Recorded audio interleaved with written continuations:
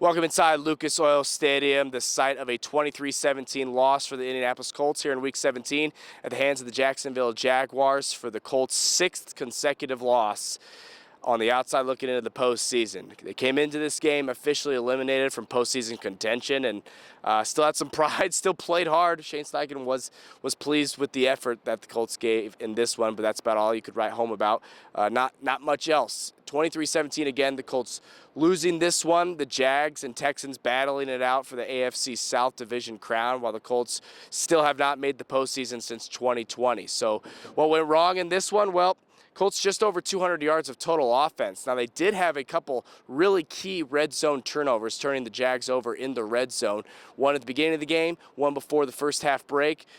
And they were winning going into the halftime break, 10-7 the Colts were. But from there, it was kind of the Jags moving the ball at will and the Colts making some costly turnovers. Phillip Rivers throwing an interception with about 7 minutes to go in the fourth quarter that put the Jags in position to kick a field goal to go up by 3. It was tied at 17 at that point. Then the Jags got it back and added 3 more, and that got us to our ultimate score, ultimate deficit for the Colts, 23-17. So it wasn't a banner day for this offense. It kind of feels like the story the last 3 games that Phillip Rivers has been a part of is that he starts great, but then it kind of trails off when the teams kind of get a check on him, kind of get a feel for what he's doing in this game. Jonathan Taylor played all right. Didn't break the big one by any stretch of the imagination, but had 70 yards on the ground. Did have a touchdown in the first half of this one, but Colts just running out of gas, and it's tough to see because this is a team that started 8-2 going into the bye week. Things were looking great. Felt like it was a race to about 11 wins, right, to get that AFC South division crown for the first time in far too long. Instead, it's been 6 straight losses and 7 losses in the last 8 games for the Colts, and what's been a serious free fall this second half of the season. So obviously, Shane Steichen, Phillip Rivers, Michael Pittman Jr., who's been with this franchise for quite a while, all disappointed on the offensive side of the ball just in this game and kind of the way this season has trended for the Colts after the game. Injuries, Sauce, calf, same calf, it's just tight. So we just played it safe, took him out there when he had to come out. But overall, guys fought like crazy. I thought our guys battled like crazy. At the end of the day, it wasn't enough, but I thought defense, got some turnovers, some stops. Special teams, dueling, we had some big returns, set our offense up, good field position. At the end of the day, we didn't make enough plays. We got to be better there, but our guys fought like crazy. Shane, when you all know your fate before you play the game, yeah, how you think that may affected anything? Well, I think our guys are professionals. They understood, going into the game what the situation was. And you know what? We signed up for 17 of these things, and it's our job to go out and fight like crazy, to go give our best effort. And I thought our guys, played hard today and fought like crazy. You just fell short. I don't know if he'll play Phil next week, but just given the 3 games that he played, how would you summarize just what you got from him under the circumstances? I thought it was pretty good. Obviously 5 years out and coming out and battling, obviously very appreciative of that. I know our players are in that locker room, the coaches, him coming out one last time and fighting like crazy. It was impressive to see, and him being in the locker room with the guys, his fight, his character, his passion for the game, inspirational to a lot of people, not just our players, but, people around the world watching football. It was pretty cool. Have you decided if he's going to play next week? I'll figure that out Tuesday. Yeah. Knowing yesterday that the playoffs wouldn't be possible, did you sense any different tone from the team coming into this one?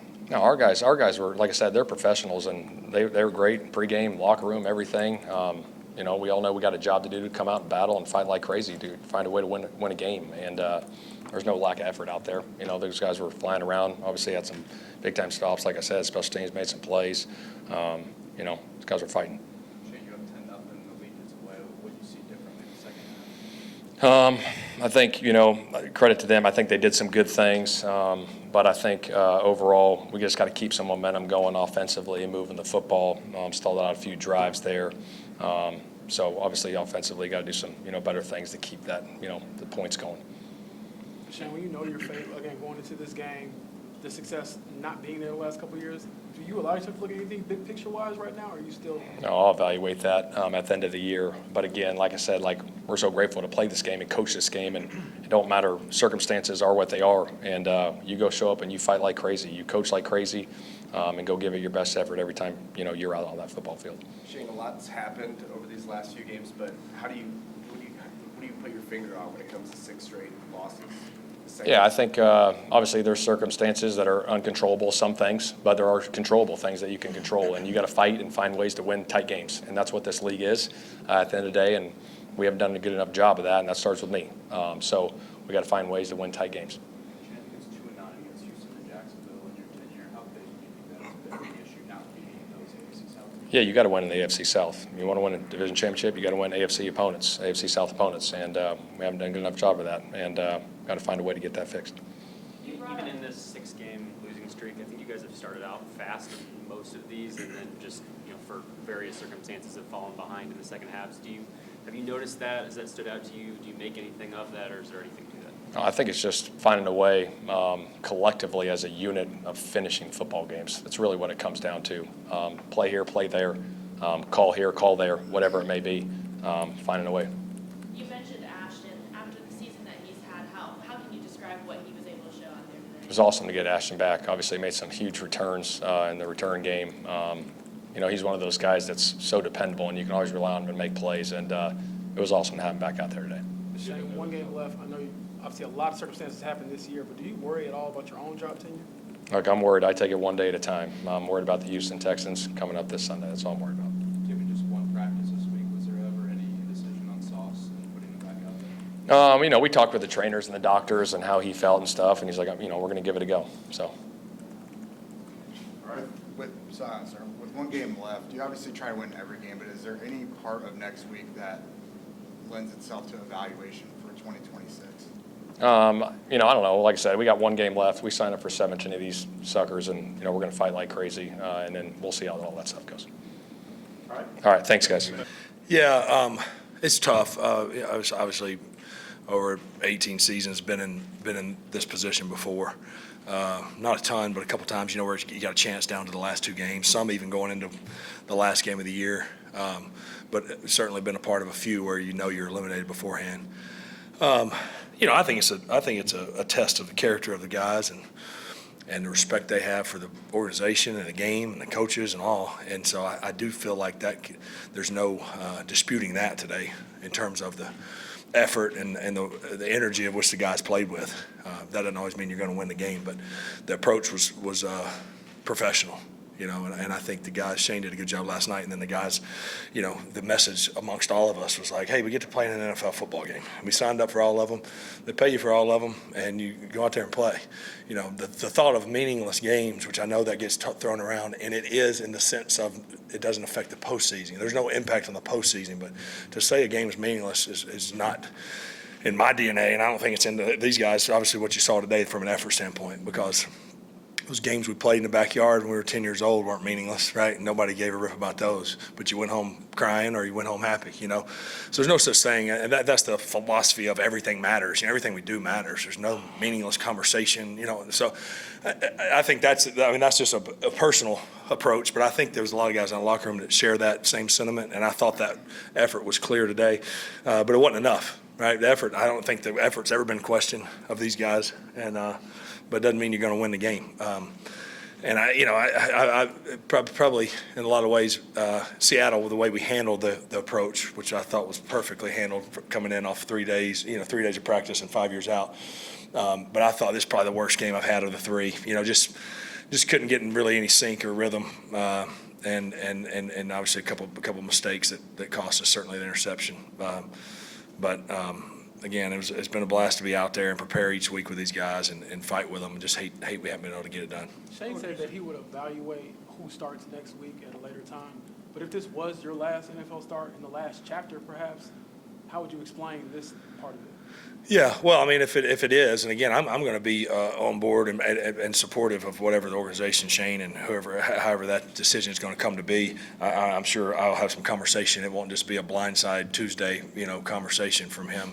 And I'm going to be on board to do what's best for the guys. If this was the last one, I told you guys I wasn't going to have any regrets about coming back, and I don't. It's other than us not winning, right? Us not winning. It's been an absolute blast for 3 weeks. I wouldn't, if I go back and say, all right, now everything's going to happen, what are you going to do? I'd do it all again. It's been absolutely awesome. if it's the last one, it's the last one. I thought the last one was walking off the field in Buffalo, walking up that tunnel, and I was fine with that. And that one had tears those few days after it, and I was at peace with that being the last one. So certainly, if it is, I got 3 bonus games that I never saw coming, and couldn't be more thankful that I got the opportunity. Philip, if this was it, this would be it, right? I mean. Oh yeah. Yeah. George Foreman type of thing. No. I'll be right back. I'll be right back on the sideline, which I'm sure many watching probably say that's probably where you belong. So. Philip, what did it mean to have the kids in the building today? Yeah, it was awesome. I don't know exactly how many, but 25 plus or so guys came up. A lot of them seniors that are graduating, some of them young players that I'll still have for the next couple of years. So that was special to have their support and them come all the way up here. It's an 11-hour drive. You're only on one road, but it's a long way. So it was special to see them here before the game. It's been fun seeing some of those videos, and you appreciate those guys, that you got to coach and watch and pull for from the sideline, and now they're pulling for you. It's kind of a unique situation, obviously, and I do look forward to getting back there with them. Certainly wish it was going to be later in the next month or even into February, but I look forward to getting back there with them, kind of getting back. I think it'll kind of hopefully rejuvenate the whole deal. You've been there 5 years. We've had some good runs. Hopefully it kind of kickstarts us in the off season, and we'll carry on how we've been down in Fairhope. Phil, this is probably a better question for the other guys who've been here all year, but you're going to miss the playoffs, but there was a lot of good this season. I know you watched the team from afar. How would you put this season into context? Yeah. It's crazy. We were just talking, a few of us in there. I mean, obviously, I think the hot start is what probably makes the whole thing hurt even more. If it had been one of those just kind of back and forth years the whole year, I mean, shoot, you look up and you find a way to win 9 games or whatever, and you go, shoot, it was just kind of a grinded kind of year. But the fact that they were at 8, so soon, and it's been just a tough last 6-game stretch or so. But I think you got to be careful falling into the trap of. Because I've done it since I've been here. Gosh, if we'd have done this and this, we'd have beat Seattle. And, oh, man, if we'd done this, we'd have won. If we'd done this, we'd have beat. But then you can go to the ones that we won. I say we, with all due respect, I wasn't here. The ones you won and go, well, you could have lost that one and that one and that one. You know what I mean? So you can't really play that game. It's the NFL. It's a tough league. 18 teams are going to be going home at the end. Only 14 of them are getting in. So the majority of the NFL doesn't get in. And that's just the cold reality. And I know there's been some franchises that have had some unbelievable runs. This one being one of them, through a stretch. But it's not a given. And so, but I know for those guys, that class of, is it 18, that Quentin's class and Zaire and those guys, that's a heck of a class. I know for those guys, you just know it doesn't last forever. I think that's the hard part too. It doesn't last forever, and you've had one or 2 appearances, and you just go, man, is the time going to run out? And that's just reality, right? That happened. We had a stretch in San Diego where we went 4 in a row, 6, 7, 8, 9, and we were like, oh, we're going to get one, and then all of a sudden you just go on a skid, and it's the reality of the business we're in. You said you thought this was the worst game you played so far. Well, I don't know if credit to that defense. I think they were as probably as multiple as any of the 3 teams in terms of not letting you really get in any type of comfort level. Obviously, the interception that led to the field goal right there to put them ahead hurt, and I wasn't fooled by any means. It was just a bad throw, and the guy made a good play. But I just meant in the flow of it. Up until that interception, obviously we were playing good enough to be right there, tied or down 3. But I just didn't feel as in rhythm. Had some plays that were good. There's some individual, certain moments that felt good and were good, but just in all, it didn't feel quite as in sync as certainly last Monday. When it comes to Riley, you've got your eyes on him in the offseason, but being along with him now, how has your viewpoint of him changed? Yeah, no, Riley's a pro. Riley's going to work at it hard, and. Obviously, I don't want to put a ceiling on anything that he can do, and certainly we'll always continue to pull for him. But I said before he ever got drafted, or even early on when he was at Notre Dame, when I got to be with him and some of his guys, I was like, he's going to be a double-digit guy in the NFL. And to what extent that is, who knows, right? Is he a starter? Or is he he's one of those guys that is talented enough throwing it. He's obviously athletic enough to run around, and he's going to work at it, and because he's going to care enough about it that he's going to be around somewhere for a long time. Yeah, I mean, it is what it is. We all watched the game yesterday, and we knew that it was not going to happen for us, and we came out today, and we were trying not to let it affect the way that we played today, and we just weren't able to get it done today either. So It's been 5 years. What's missing? I don't know. I mean, like I just. I'm just a player, and I'm just part of it. So all I do is I go out there and try to do everything that I can do to help this team, and that's really like all that I can say about it. Does it say something about the team that you're able to go out there and put up a fight like you guys did today, knowing you guys were already eliminated? Yeah, it's a privilege to play every single game. Like there's no such thing as a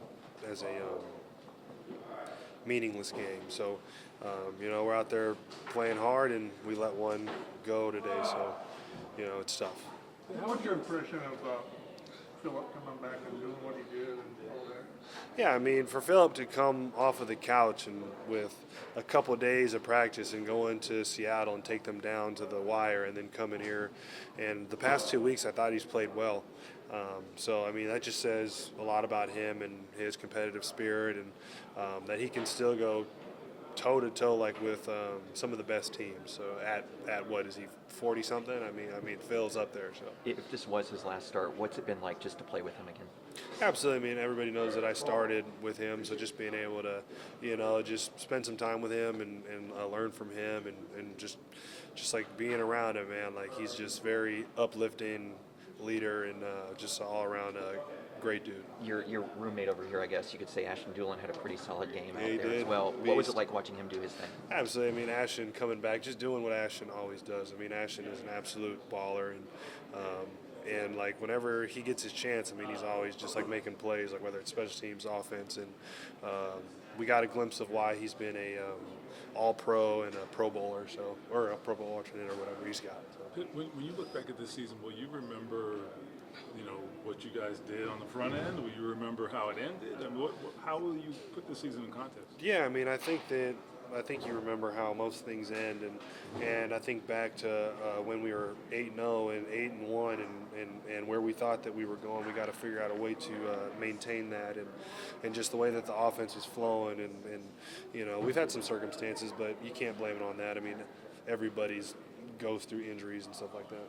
Knowing what the potential maybe of this season was, I know you guys have been kind of around that 8 or 9 win mark the last couple of years, but the way this team started, the fact that you guys started 7-1, 8-2, does and I know you guys still have one game to play on Sunday, but is this one more frustrating the way things have kind of snowballed over these last month and a half or so?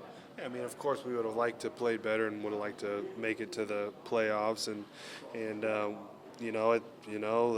front office has a lot of decisions to make about guys to keep and guys to let go. So, we go out and play our last one next week, and then nobody knows like what's going to happen. You know what I'm saying? So just try to put out some good tape and then see what happens. Is that the part that resonates the most, just knowing like when you don't have the success that changes inevitably? Oh, absolutely. I mean, that's with every team. Like when you don't perform and stuff like this happens. I mean that's kind of what the end result is, but I'm not the GM here, so I mean, like I don't know what's going to happen, but just go out there and give everything that you got. So.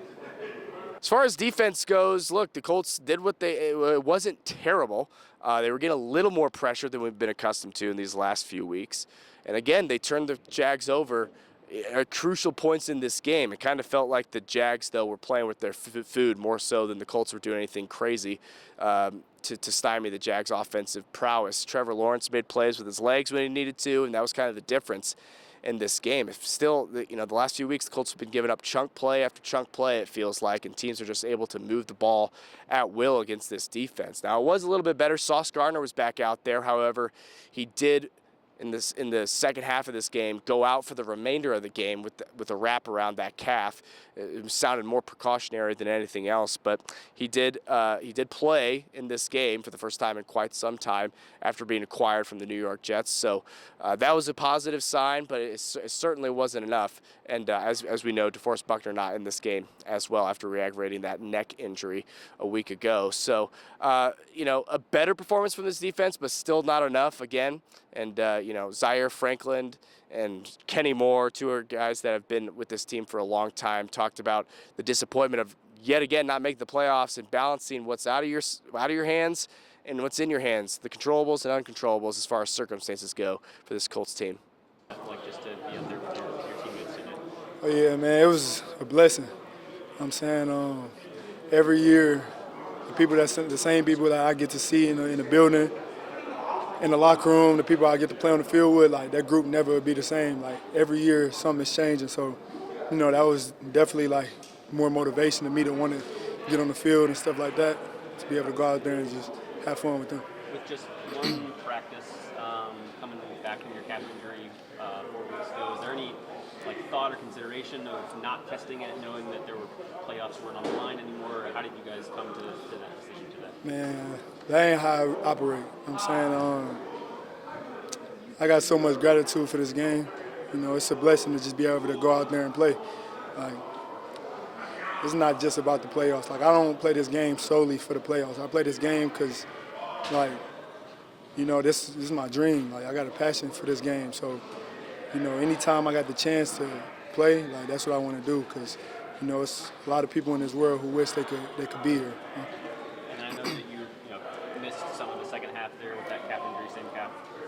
How did that feel, and what was the process of just deciding to not go anymore? I mean, it was tightening up a little bit. It was tightening up on me. I told him not to rule me out because I was just going to try to, just do my thing, But, yeah, it was just tightening up on me, especially when I would get blocked and, try to, put my weight back against him. But I don't think, I re-strained it or nothing crazy, but it did get, real tight on me. So, yeah. Sauce, if this was Phillips' last start here, what was it like to share a football field with him? Yeah, I told him before the game, I ain't get to tell you, but you're a legend, and I never would have thought that I'd be sharing the field with you. You know what I'm saying? So that's great. That's a great opportunity for me. It's just, man, the fact that he was able to just come back, that's probably, I don't know if I would do that, because obviously I think my position is a little different, but. Man, I got so much gratitude, so much respect for him, not just the player, but the man that he is. He's a great person to talk to, spend time with, and play the game of football with.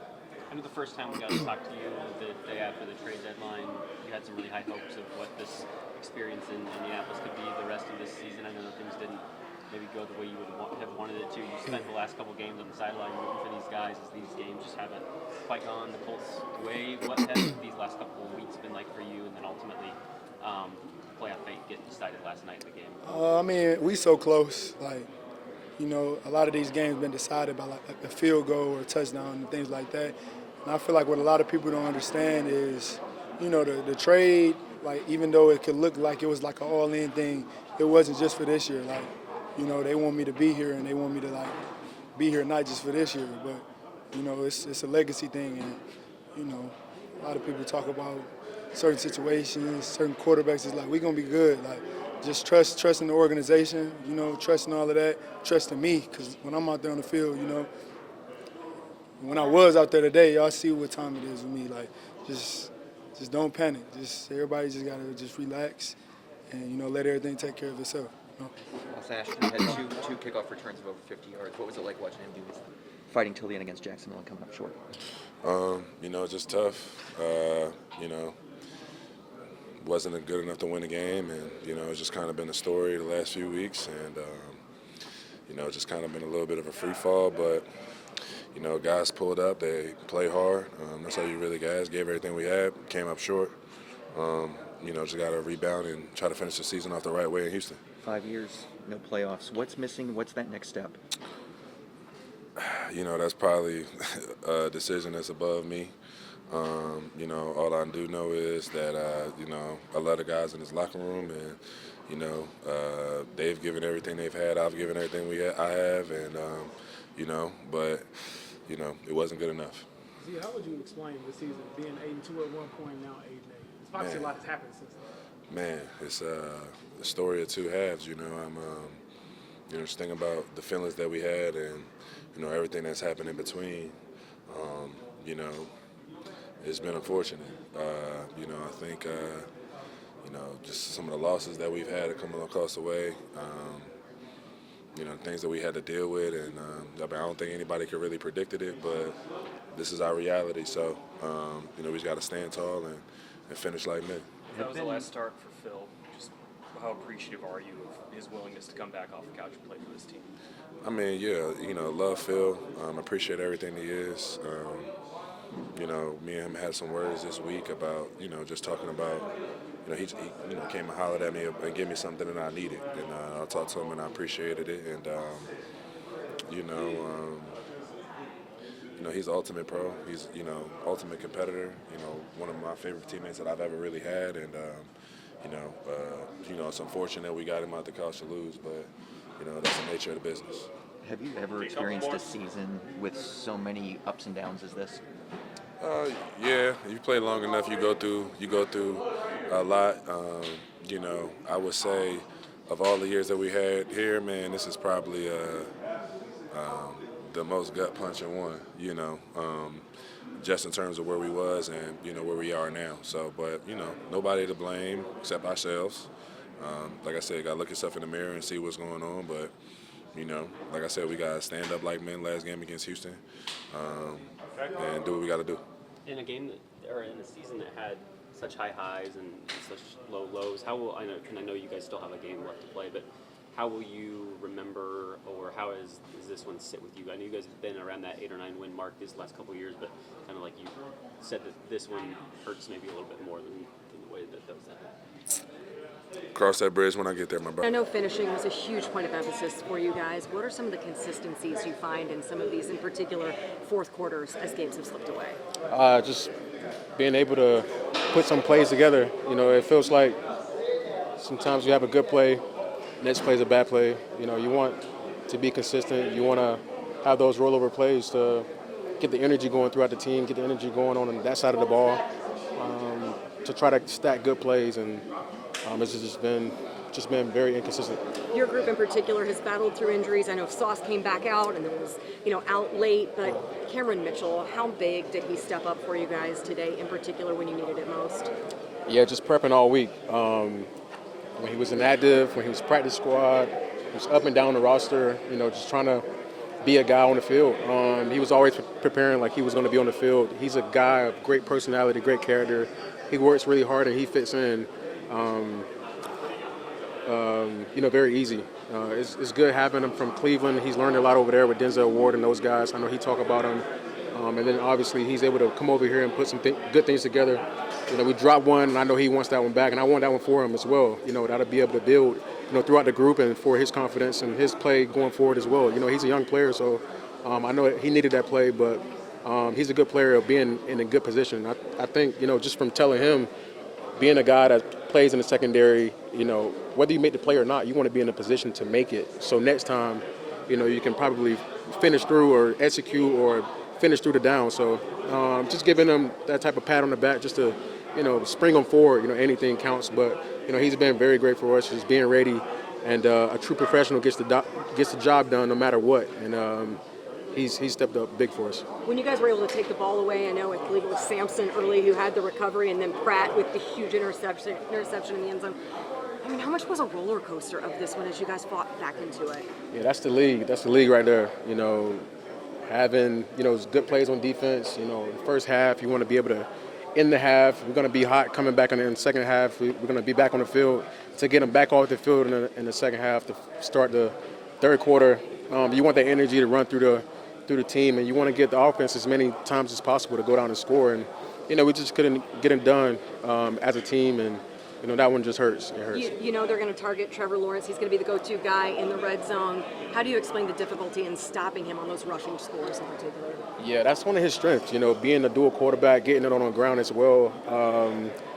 T. Lawrence, that's part of his game, and whenever they float the running back out, he comes alive when it becomes a light box on the interior of the defense, and so that's where he can, really hurt you, whether it's third and short or in the red zone. So they do a really good job of, marrying up the run pass and play action and obviously letting him do his thing as well. As a leader of this defense, how do you rally this team when you guys have just been so close and you have to find a way to continue to fight? Yeah, we've been through it. We've been through it. A 5-game, 6-game stretch. It's been really tough.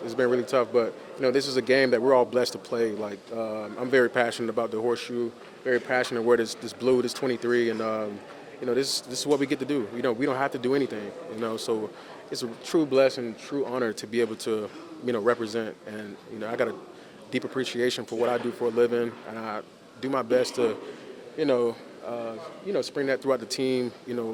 Meeting rooms, weight room, whatever it is. But we have a really good relationship, and everybody love ball and they love what they're doing. So just to be able to play football with the guys, I mean, you can't ask for anything better. Kenny, it's been 5 years since you guys made the playoffs. What's missing?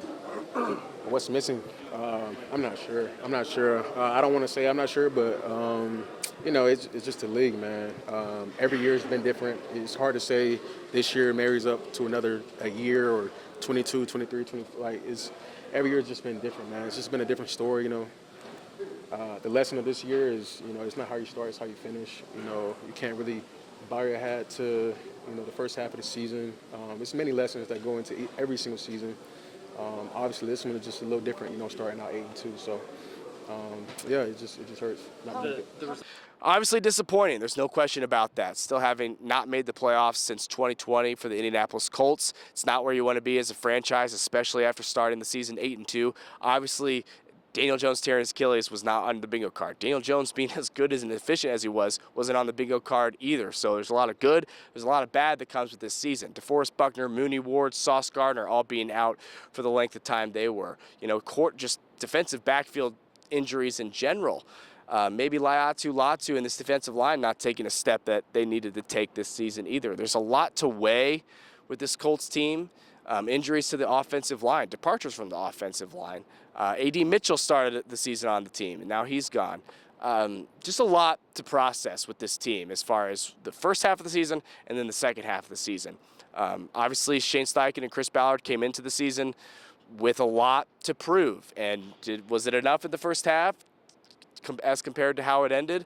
We certainly will see. The Colts do have one game remaining in Houston. It's an inconsequential game, but don't tell the guys in the locker room that. You obviously heard that they still have a lot of pride and a lot to play for in that game, and play spoiler for the Houston Texans a little bit as far as the AFC South division title crown is concerned. But yeah, pretty disappointing. There's no way around it for the Colts. 6 straight losses now. They're the first team since the 1995 Oakland Raiders to start a season 8-2 and not make the postseason. So not company you want to be in, but that's where they are right now. Keep it locked on Channel 13 and, of course, on WTHR Plus. We'll have coverage for you as this season finally comes to a close. But no question, disappointing for the Indianapolis Colts yet again here in 2025-2026. Here at Lucas Oil Stadium, I'm Dominic Miranda.